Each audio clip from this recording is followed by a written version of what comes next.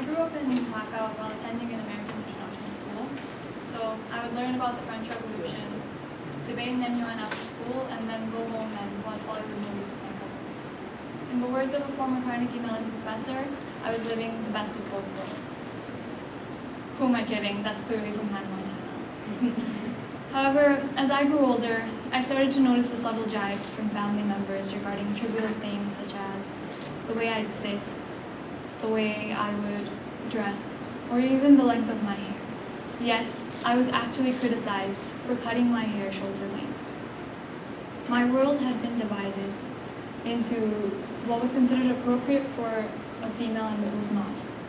Preferring to discuss political issues instead of answering invasive personal questions was considered unfeminine. Wanting to be financially stable before marriage to be able to support your family was considered unfeminine. Not being able to cook or cater to guests was considered unfeminine. Something as simple as liking the color blue over pink was considered unfeminine. I mean, nowadays, even calling yourself a feminist is deemed derogatory. In high school, I developed a passion for weightlifting and calisthenics, and even play badminton. For me, the fitness center is a sanctuary.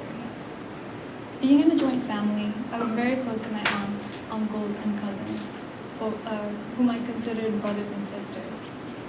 And we shared every aspect of our lives together.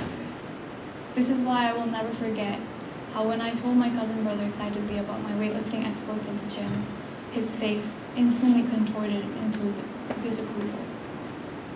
I received criticism and disapproval from my aunts and uncles whom I revered and cherished, which can take a toll on a naive teenager going through the most ambiguous phase of her life. Hearing these harsh criticisms against aspects of my personality made me question what the definition of being a girl even was. What I hated most was that the sexism was blatant. When I asked my parents why my brothers were allowed to have sleepovers when I wasn't, without hesitation, they'd say, "Karan tumi mein," because you're a girl. I couldn't go out with friends whenever I wanted to. I couldn't stay out as late as I wanted to, nor could I play video games because they were deemed boys' activities. This enraged me. Why is our biological identity used as justification for the injustice done against us? When did being a girl become such a crime? I started to realize that sexism was rampant in both of my worlds, both conservative and progressive. They say the dress code applies to everyone, but then I read specific requirements such as no spaghetti straps, which clearly is targeted towards a specific demographic. Why must we tell girls to cover up instead of teaching boys to respect our privacy? I mean, I'm compelled to ask, is it that difficult to teach boys not to stare at or harass his peers? Is it that unfathomable for people to hold them to the same standards that we are judged upon every day? Women's bodies were not made to be objectified. Actually, nobody's bodies were made to be objectified. I would also like to mention that feminism isn't about promoting women to a superior position over men. I've often heard people say that women want equal pay if they also ask for maternity leave, and that's just using gender as a crutch. Well, to me, feminism is about equity, not equality. We don't want to be treated exactly the same way as men, because ignoring the basic fact that our biologies are different would be, well, ignorant. We want to be given the same equal human rights that men enjoy, such as being compensated the same as a coworker who does the same job, or not having to constantly hear outside input on what we can or cannot do with our bodies. I have often heard people use the term feminazi. When people who fight for gender equality are equated with a group whose principles are founded on the basis of ethnic superiority, you know something is wrong with society. No, something is wrong with the education system. When we learn about the moon landing, why do we never hear of Margaret Hamilton? A software engineer who wrote the code that got the Apollo 11 to the moon. And yes, all of that was handwritten. Or what about Begum Rokeya, a political activist who fought for equal rights in British India? Despite receiving harsh criticism, she established the first school catered towards Bengali Muslim girls in Kolkata.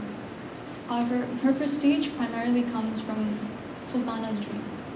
a short story about a utopian society dominated by women and matriarchal social structures. In this society, technological advances have facilitated laborious tasks such as farming, and men must attend to the domestic tasks such as cleaning and taking care of the children and cooking. Or even Frances Perkins, the first female US cabinet member.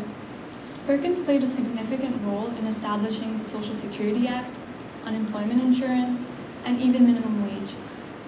In 1913, when she married her husband, she fought to retain her last name. And when her husband lost his inheritance, she was the only person paying to support her husband and child, which proved to be exceedingly difficult as her husband developed mental health issues throughout the duration of their marriage, which caused him to be repeatedly institutionalized. However, she persevered. These women act as testaments to what can be achieved when trivial factors such as gender are taken out of the equation. My personal success lies in the changed mindsets of my family members. It started out subtle at first, with people asking me to lift heavy boxes, and soon escalated into relatives, regardless of gender, asking me for advice on how to lose weight or adopt healthier lifestyles.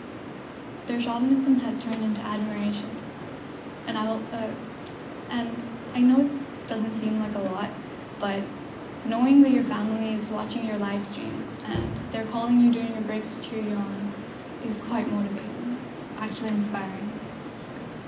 My parents are also adamant that I prioritize my professional aspirations over marriage. Having this open, supportive relationship with my parents was something I never could have dreamed about as a child. And it is something I will forever be grateful for.